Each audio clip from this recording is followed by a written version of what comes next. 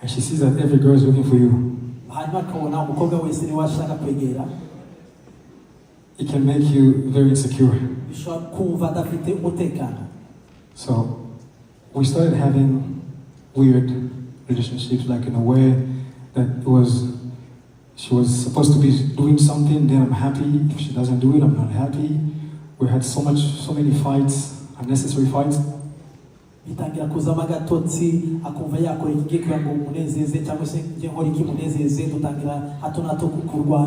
the middle of everything,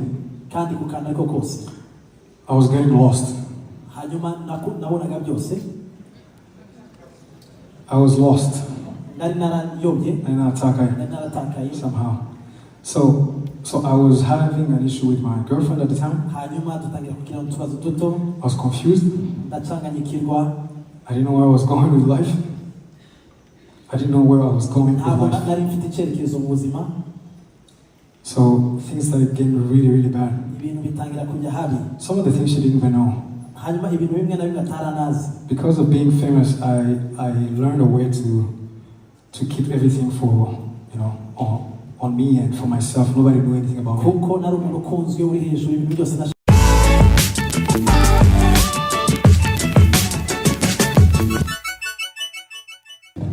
It would be amazing if she was the one,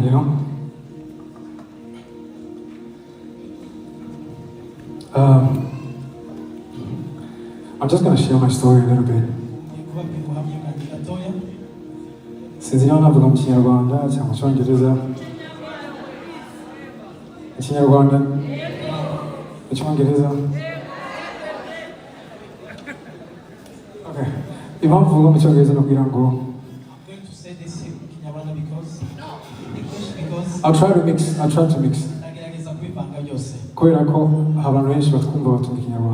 Because a lot of people listen to us to speak Kinyarwanda. And when I started music, I was in Rwanda. And my vision was to just do Kinyarwanda and music in Kinyarwanda. So when I came to the US, I didn't know how big the world was. So I said maybe I should change my vision to reach out to the whole world. But I was doing that with the wrong intention. Living a life without God is to fool yourself. I grew up in church, like most of you know. I sang in a choir. And they said my voice was beautiful, so I could do more with that. I went outside of the church and I started singing, and I met Meddy and I got famous. Sometimes when you're looking for something and you finally find it, at that time you might understand that that's not what you needed.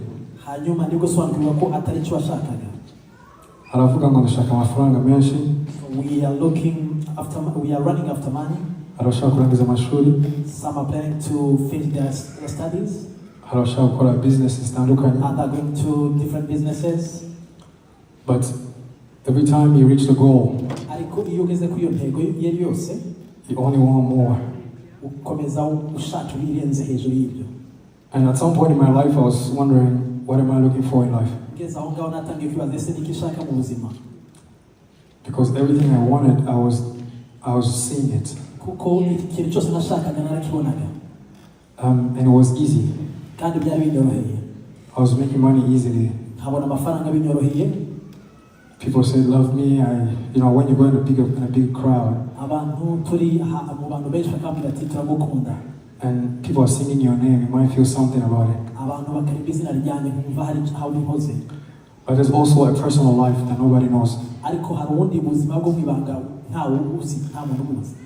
Some people manage to suffocate that life and fake everything. bamira ubwo buzima bakabuhisha bakabujya hejuru. They managed to pretend. Bakagerageza kwishushanya.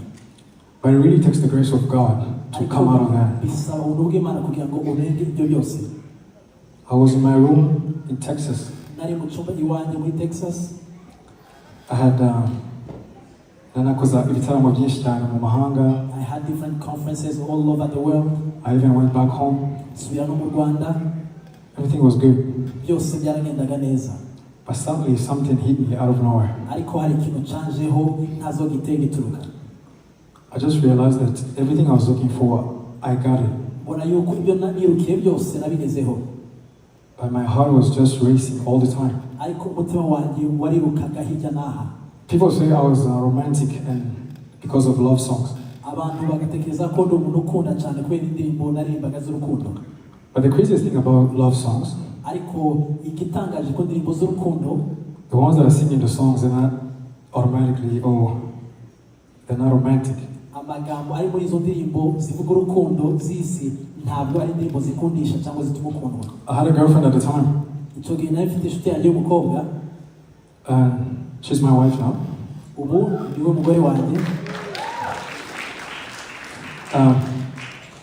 Our relationship was weird. Hanyuma uburyo twabanaga ntabwo byari byumvikana. Because people assume somehow I was romantic. Kuko abantu batekerezaga yuko ndi umuntu ushobora gukunda neza. But the truth was I was selfish. Ariko mu by'ukuri narikundaga nikuriragaho. You see, in a relationship, mu mibanire y'abakundana, you might say you're in love, ushobora kuvuga kuri mu rukundo, but it only takes a little bit of frustration. Bisaba gusa akantu gato kaguhungabanya. You realize you're not in love. Ugasanga yuko udakunda. So that kind of love is fake. Urwo rukundo rero ni urwo kwishushanya. I don't care how much you think you love. Ntarebye uko bingana kose. It's just, it takes one person to make you mad, you know. Bisaba gusa umuntu umwe gusa ngo akurakaze. So that kind of love is centered in selfishness. Urwo rukundo rurikunda rurikururira. So when I met my wife, I tricked her into me being a cool guy and, you know, romantic and all that. Muye waje ko umugore wanjye namwerekaga yuko ndi umuntu mwiza, umeze neza, utagoye. She didn't even know I was famous in my country, you know. Nari umuntu wamamaye cyane mu gihugu cyacu. I got ntabyarazi. She didn't know that. So when she got to know it, abimenye rero, she realized it was a problem. Yasanze harimo akabazo. You know, if you go to a concert, ugiye muri concert, and you have a wife, ufite umugore, and she sees that every girl is looking for you, hanyuma akabona umukobwa wese niwe ashaka kwegera, it can make you very insecure. bishobora kumva adafite umutekano. So we started having weird relationships, like in a way that she was supposed to be doing something, then I'm happy. If she doesn't do it, I'm not happy. We had so many fights, unnecessary fights. Bitangira kuzama agatotsi, akumva yakora iki kugira ngo umunezeze cyangwa se nje nkora iki munezeze, dutangira hato na hato kurwana. In the middle of everything, kandi kukana ko kose, I was getting lost. Hanyuma nabonaga byose. I was lost. Nari narayobye. Somehow. So I was having an issue with my girlfriend at the time. Hanyuma dutangira kugira utubazo duto. I was confused. Ndacanganyikirwa. I didn't know where I was going with life. I didn't know where I was going with life. Nari mfite icyerekezo mu buzima. So things started getting really, really bad. Ibintu bitangira kujya habi. Some of the things she didn't even know. Hanyuma ibintu bimwe na bimwe ataranazi. Because of being famous, I learned a way to keep everything for, you know, on me and for myself. Nobody knew anything about me. Kuko nari umuntu ukunzwe uri hejuru, ibintu byose nashakaga kubyishiraho no kubyikururira. A lot of famous people, that's what they struggle with. Icyo nicyo kintu abantu bazi cyangwa se bakunzwe cyane ku isi bahura nacyo. And narabyumvise nkiri mutoya. I heard this while I was still young. Kujya bibaho. That this happens among young famous people. But I can't ignore it. Ariko byari bitanashikira. So that thing happened to me too. Ibyo nabyo byaranashikiriye icyo gihe. I was in Belgium one day, in Brussels. Ndi muri Brussels, Belgium. I had a concert. Nifite concert. The whole thing was packed. isali yari yuzuye. We had a great concert. Tugira concert nziza. I went back in my room. Subiye mu cyumba cyanjye. I never felt so empty in my life. Ntabwo nigeze numva ntuzuye, numvise nshagase muri njyewe. What I'm talking about, you might not relate. Ibi ngibi wenda ushobora kuba atari ibintu wumva bikwerekeye. But I pray to God that you are convinced. Ariko ndasenga cyane kugira ngo uze kumva kubyakira. You know, people who will go to hell, abantu bajya kuzimu, it's not because they didn't hear these things. Suko batumvise ibi bintu. It's because they didn't believe it. Nuko batabyizeye. Have you ever had a close, maybe like your mom or your father or your sister who passed away? Wari wagira umuntu umwegeranye cyane cyangwa umubyeyi, papa, mama, uvukana watambutse? Sometimes it's not something you thought about that they would go, you know. Kenshi na kenshi n'ibintu tudatekereza yuko umunsi umwe bashobora kudukurwamo. But when they go, ariko iyo bagiye, you're almost shocked. Urikanga. So the question is like, did you think they were going to live forever? Ese wibazaga yuko bazabaho iteka? The difference is because you just don't believe it. You don't. Nuko gusa utabyizera ko bishobora kuba. Your heart is not convicted about those things. Umutima wawe ntabwo wizeye ko byagushikira.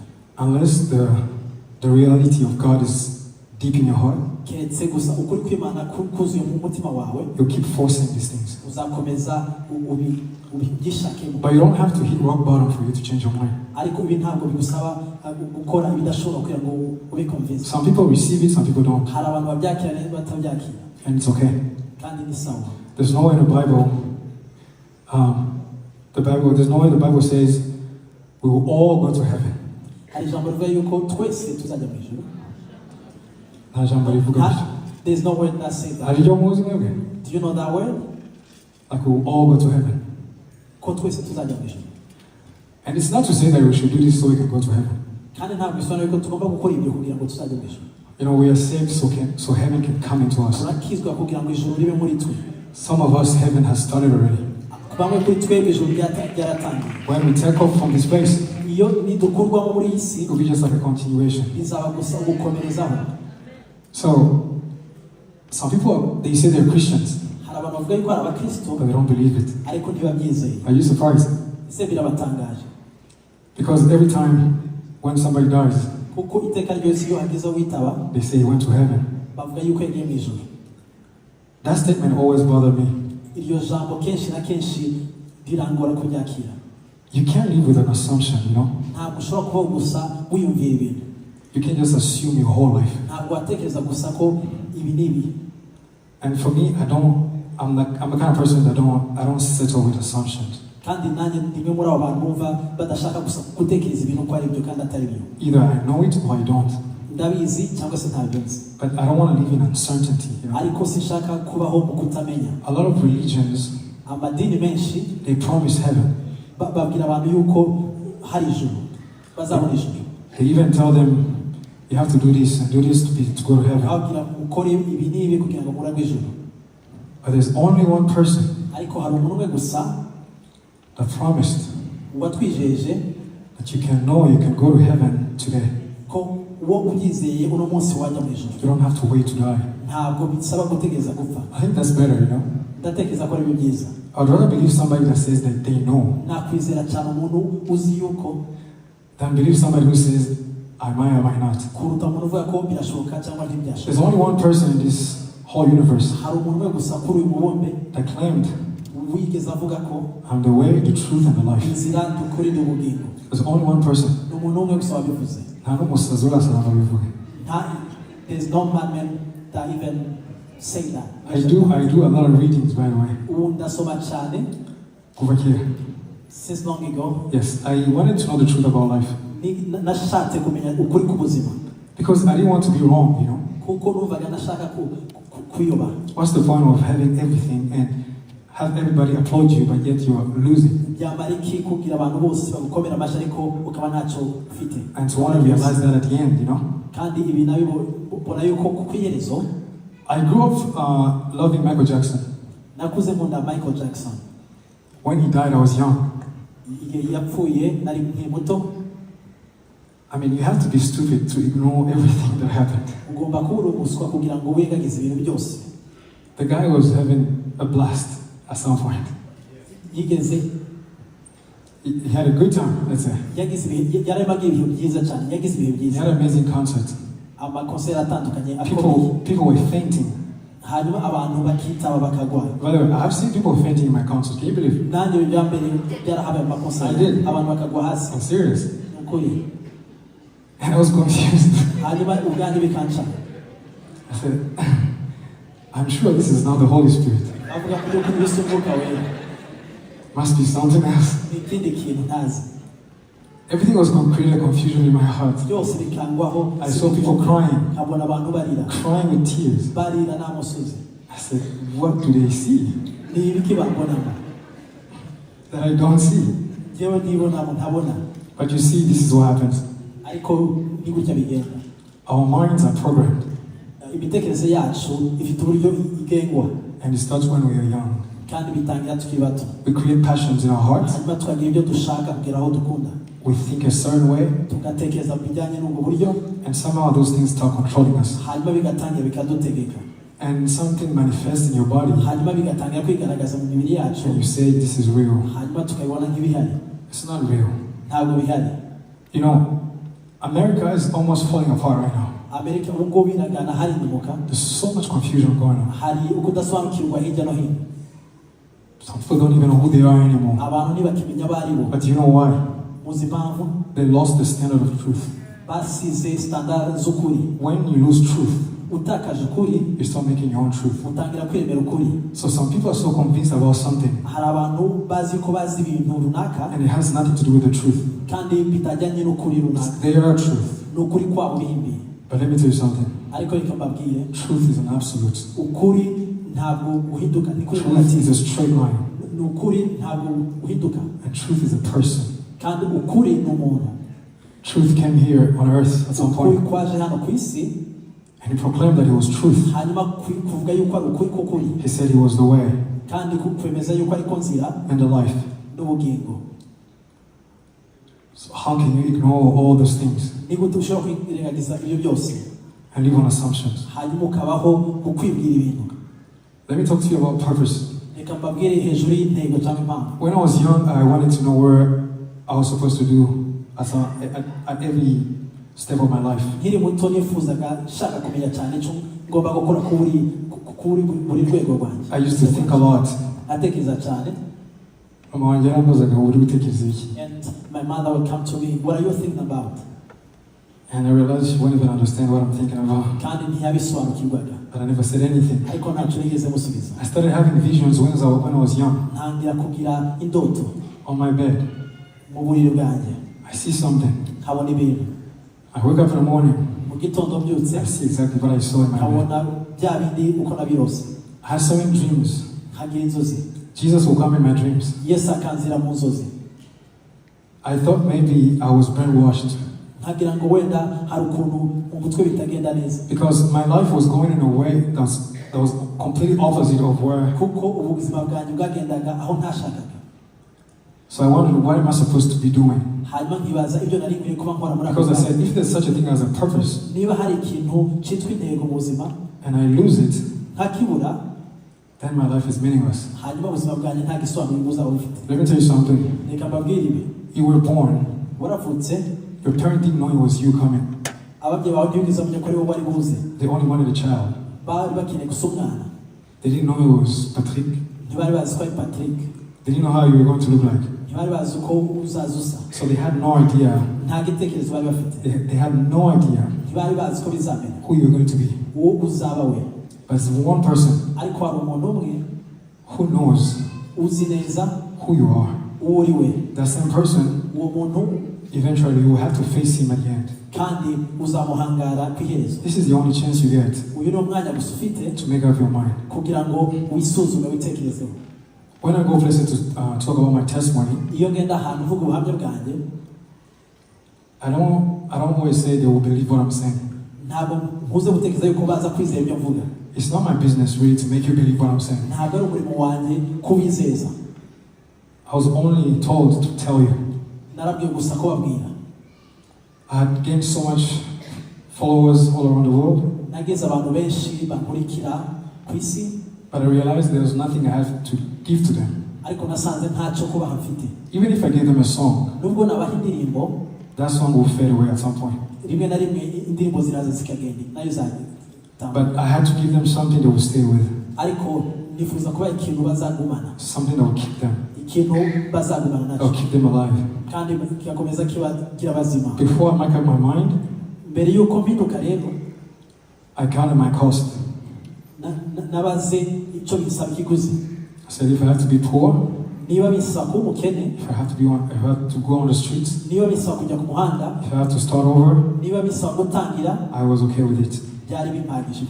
Only because of one reason. Kuko gusa nari mfite intego imwe. Because I understood who had called me. Kuko nasobanukiwe n'uwampamagaye. Amen. Amen. Let me tell you why most people don't believe. Nikababwira impamvu ituma abantu benshi batizeye. The Bible is the standard, is the truth of God. Ijambo ry'Imana nico gipimo, niko kuri kw'Imana. You cannot make up your own truth.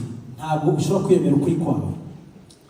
And if you don't receive that word and take it serious, kandi udafashe iryo jambo ngo ufate by'ukuri, you will live in assumptions. uzabaho wibwira ibintu. So I took my Bible. Nafashe ijambo ry'Imana. I started reading the Bible. Ndayisoma in my room. mu cyumba cyanjye. I said, God, you have to talk to me. Mana ugomba kunganiriza. I'm so confused. Birandenze. I don't know what to do. Sinzi icyo gukora. I don't know what I want. Sinzi icyo nshaka. I don't even know who I am. Sinzi n'uwo ndi we. But I believe you know. Ariko ndabizi yuko ubizi. For 1 year I was in my room. Umwaka wose nari mu cyumba cyanjye. I was praying. Senga. Days. Iminsi. Months. Amezi. And I thought somehow God would walk in the room one day kandi nibwiraga yuko Imana izaza umunsi umwe ikagenda mu cyumba cyanjye. and say, hey, my child, hanyuma ikambwira ati mwana wanjye, I'm right here. ndi hano. That's not what happened. Ariko siko byagenze. As I was praying, ndimo nsenga, my spirit was literally being energized. umwuka wanjye watewe imbaraga. I was changing before I knew. hanyuma ntangira guhinduka ntarabimenya. I started really understanding things I never understood. ntangira kumva ibintu ntashoboraga kumva mbere. I'll talk to myself and answer myself. nkibwira nkisubiza ubwanjye. And I came to realize the Holy Spirit was real. gusanga yuko umwuka wera ari ukuri. I had so many encounters in my room. nagize ibintu byinshi bisanga mu cyumba. At some point I knew God was real. kandi nsobanukirwa yuko Imana ari ukuri. You know, if I even told you I saw Jesus, nabonye Yesu, you won't believe it. ntimwabyizera. So me telling you that I saw Jesus is not going to help you. Yesu ntacyo byabamarira. Because kuko even the disciples were with Jesus. n'abigishwa babana na Yesu, They still denied him. nabo baramwihakanye. But they were with him. kandi bari bari kumwe nawe. It's only the Holy Spirit that convinces. bisaba umwuka wera kugira ngo akwemeze rero. It's not my words. ntabwo ari amagambo It's not yawe. my experience. ntabwo ari inararibonye. My experience is only good for me. inararibonye byanjye n'ibijyanye ubwanjye. I know and I'm sure. ndabizi kandi ndabihamya. But do you know and are you sure? kandi urabizi se, urabizi mu by'ukuri. So my life completely changed in my room. ubuzima bwanjye burahinduka rwose mu cyumba cyanjye. I started clearing my phone. ntangira gukiriya telefone. I had moved in with my girlfriend at the time. icyo gihe nari naratangiye kubana n'umu-girlfriend I wanjye. told my girlfriend we can't live together anymore. ndamubwira ntabwo bishoboka ko twabana. She said, what? gute ntibishoboka. I said, we have to be married for us to live together. tugomba gushakana hanyuma tukabona kubana. You know what she said? arambwira ati, She said, that's so cute. ibyo ni byiza rwose ntacyo bitwaye. I said, you don't understand. mbona ko atabisobanukiwe.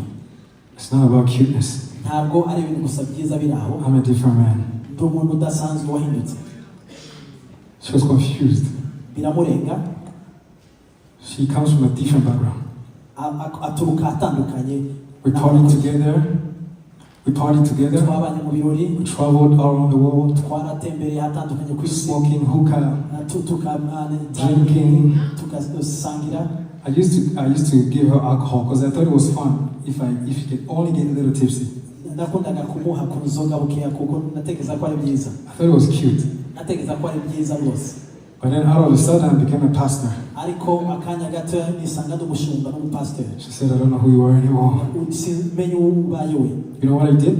uzi icyo nakoze? I started praying for her. ntangira kumusengera. I prayed for her. ndamusengera every day, buri munsi every night. buri joro I said, Jesus, avuga Yesu if you revealed yourself to me, niba waranyeretse reveal yourself to her. mwiyereke nawe Every night, buri joro every day, buri munsi every night. buri joro She would sleep. asinziriye She said, baby, I had a dream. atangira kumbwira ati I nagize said, what kind of dream is it? izihe nzozi She said, I saw a man. nabonye umuntu She said something that I don't understand. ibintu bimwe ntari gusobanukirwa I said, what did he say?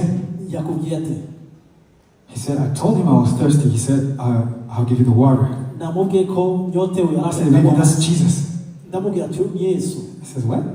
gute How is he Jesus? Yesu aba Yesu gute I said, don't worry.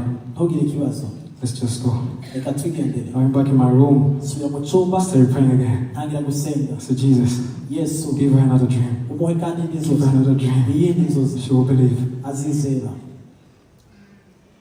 She kept having dreams. akomeza agira inzozi I'm talking about Bible dreams. inzozi zijyanye n'ijambo ry'Imana Let me tell you something. reka mbabwire It's hard to talk about the gospel biragoye kuvuga if ubutumwa you bwiza haven't experienced it. niba utarabwakira butari muri wowe I never knew how to speak like this in front of ntabwo people. nari nzi kuvuga bimeze gutya imbere y'abantu I'm telling you. mu by'ukuri I was even shy. nari umuntu w'amasoni As soon as I received the Holy Spirit, maze kwakira umwuka wera I came out of my body. byose bivamo I came out. kandi ndasohoka I was preaching the gospel in Walmart. ntangira kubwiriza kuri Walmart Every person that would knock on my door, abantu baje I would kumva have them saved. bagakizwa I became sold out. hanyuma bagatangira I was talking about Jesus. babwira Yesu Only about Jesus. Yesu gusa Let me tell you something. reka mbabwire I don't care about anything. sinitaye ku kintu icyo It cyo doesn't matter cyose what people say. ibyo abantu bose bavuga I've passed that level. narenze icyo kigero The reason why I came here, impamvu yatumye nza hano I want you to have the same mindset, shaka kugira ngo namugire imitekerereze the nk'iyo same fire in you. uwo muriro muri If mwe God can do it in my heart, niba He Imana yabikora mu mutima wawe can do it for you. ashobora kubigukorera You're not too far gone. ntabwo wagiye kure I started praying for my wife. ntangira gusengera umufasha wanjye So I would go outside to pray at night. ntagenda hanze gusenga nijoro One day she asked me, how do you pray? hanyuma akambaza ati usenga gute I said, why don't you come and pray with me? waje tugasengana She said, how do you pray? basenga gute usenga I gute said, just come. You have nothing to lose. wino gusa So we went in the park tugenda ahantu muri park at night. nijoro I started praying. ntangira gusenga I started speaking in tongues. ntangira kuvuga mu ndimi Can you imagine? ushobora kubyiyumvisa Meddy speaks in tongues. Meddy avuga mu ndimi Boy, bam she thought I was praying in Kinyarwanda. agira ngo ndi gusenga mu kinyarwanda She started crying. atangira kurira She said, baby, I don't know why I'm crying. sinzi impamvu kuriza I knew the Holy Spirit was doing something. ndabizi ko umwuka wera hari She ikintu couldn't stop crying. ananirwa guceceka I was so excited in my heart. ndanezerwa cyane mu I said, mutima God, more. komeza More. urize komeza She kept crying. ararira cyane She said, I don't know how I'm feeling. arambwira ati sinzi ko niyumva What is this? ibi ni ibiki You know, it was a challenge because she had basically she had no idea. byari bigoye kuko ni ibintu She atigeze knew atekereza nothing about Jesus. nta kintu azi ku bijyanye na Zero. Yesu nta na kimwe I told her, ndamubwira let's go back. reka dusubire mu rugo Second time we went there, bwa kabiri turagenda she had another dream. agira indi nzozi When she woke up, abyutse she said, baby, arambwira ati I think I want to follow Jesus. ndatekereza ko nkwiye gukira Said what? Yesu bite You know what I did? si ibyo nakoze I led her to Christ. namuzanye ku gakiza So repeat after me. subira I said, say, Lord Jesus, mwami Yesu I receive you in my heart. ndakwakira mu From mutima today, kuva uno munsi boy, that was the beginning of my life. aho niho ubuzima bwanjye bwatangiye If you come to my house, uje mu nzu yanjye we're full of happiness, turanezerewe full of peace. dufite amahoro Every relationship that's not centered in God ubusabane ubwo ari bwo bwose budafite Yesu hagati muri bwo is centered on selfishness. bukubiye gusa mu kwikunda no kwikururira I'm talking to you because I know these things. They happen to me. ibi kuko byangezeho ndabizi There's an image that people have about me, hari ishusho abantu bamfiteho but there's another image that God has. ariko hari n'ishusho Imana ifiteho This is the one God has. iyi niyo Imana ifite What you saw before was not me. ibyo mwabonye mbere ntibyari mwe When I seemed to be happy, I was desperate. When I seemed to be happy, igihe numvaga asa n'unezerewe I was desperate. nari nihebye I just wanted to be more famous, make more money. But every time I get to the goal, I lost the desire of those things. So don't let the devil fool you even once. He will tell you, once you get a family, once you're settled, then you can do this. It's not going to work like that. Maybe you're thinking, once I turn 45 years old, then I'll turn to God. Nothing promises that you'll be 45 anymore. You know, as soon as we pass out of this body, we are more alive than we are today. It's a fact. I've experienced so many things I can't even share here. But I came to realize that God was real in my life. And I asked God, what do you want me to do? People thought I became a gospel singer. I could care less about the music. Let me tell you something. Just because you can do something,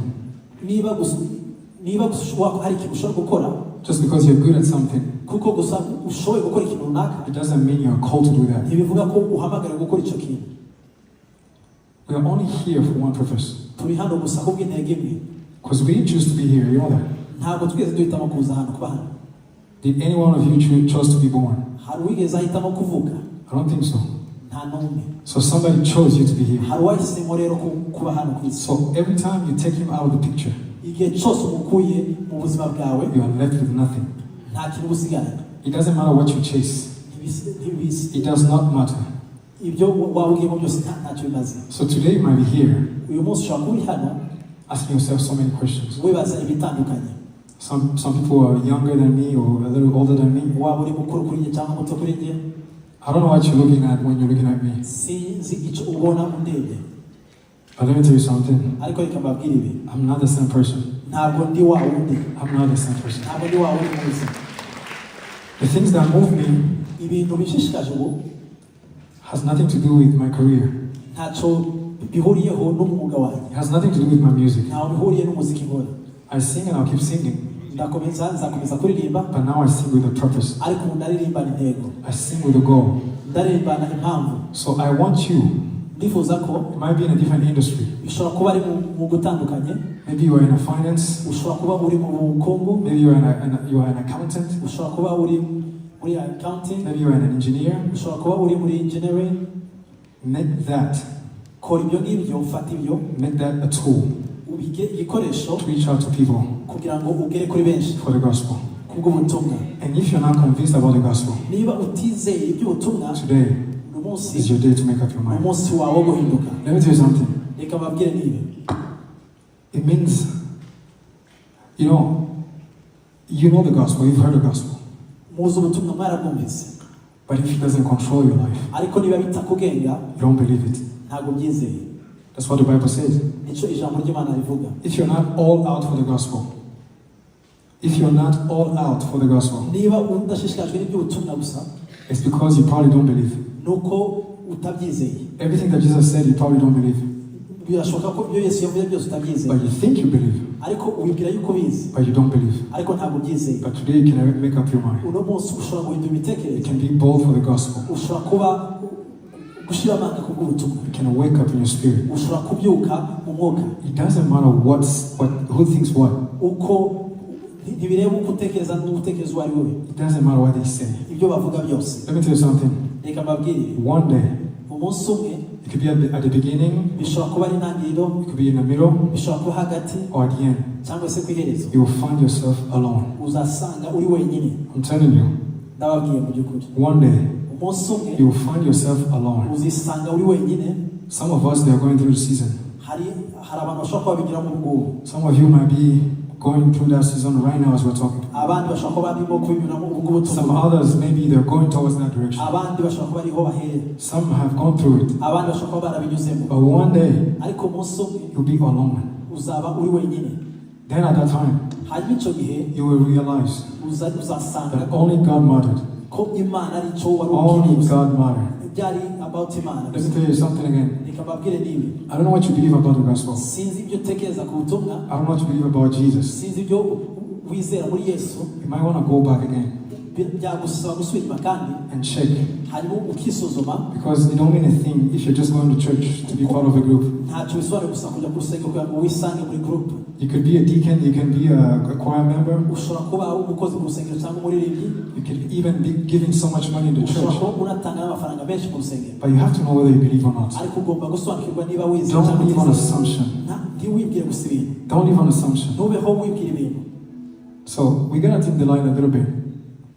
We're going to dim the light a little bit. tugiye kugabanya umucyo gatoya. And if you are here, niba uri hano. if you're here tonight, niba uri hano uno mugoroba. and you feel like something in your heart is changing, hanyuma ukumva yuko hari ikintu muri wowe kirimo gihinduka. or you feel like something in your life is not right, cyangwa ukibwira yuko utekereza ko hari ikitagenda mu buzima bwawe. or you want to change your life, cyangwa se ukeneye guhindura ubuzima bwawe.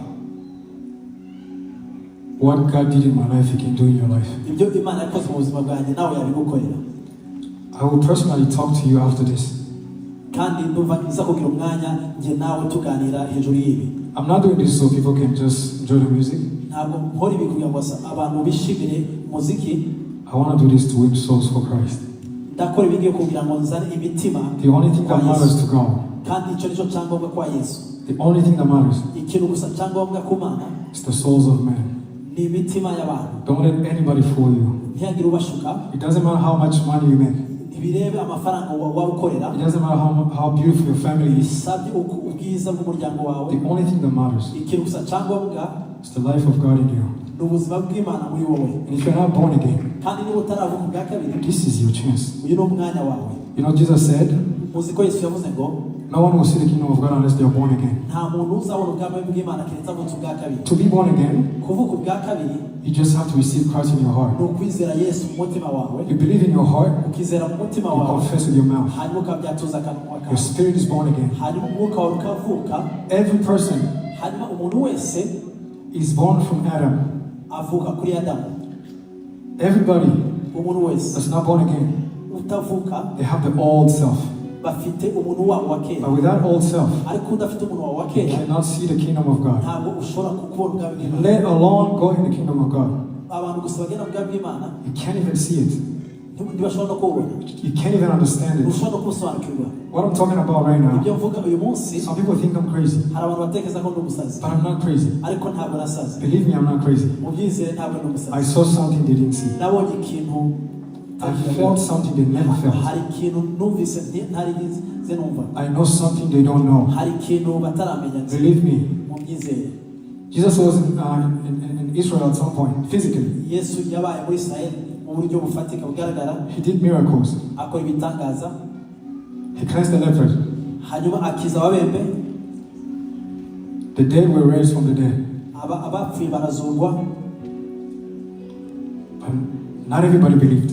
ariko si bose abamwizeye. So it doesn't mean that everybody here has to believe what I'm saying. ntabwo bisobanuye bivuga yuko bose hano One bazamwizeye. person, umuntu umwe gusa. one person umuntu umwe is gusa enough. arahagije. One person umuntu umwe will make my life be satisfied. aratuma ubuzima bwanjye buhazwa. That's all I'm coming here for. nicyo cyanzanye hano. So as we're singing these songs, turirimba ino ndirimbo, and you feel it by the Spirit, hanyuma ukumva uyobowe n'umwuka wera, you want to recommit your life to Christ, ukumva ushaka gutanga kandi ubuzima or bwawe you want Yesu, to receive Christ at me, cyangwa ushaka kwakira Yesu ushasha, you can come forth at some point. ushobora kuzana imbere. Don't think about anybody. ntutekereze uwo ari we wese. If this is talking to your heart, niba ibi ngibi biganije umutima don't wawe, worry about who's here tonight. ntutekereze wibwira abari hano. They are only here tonight. bari hano gusa uyu You munsi, probably don't even see them tomorrow. kandi ushobora no kutazabona ejo. So you can make the decision that I made years ago, ushobora uno munsi kwiyemeza, and you can experience what I experienced. hanyuma nawe ugahura n'ibyo maze guhura nabyo. Amen. Amen.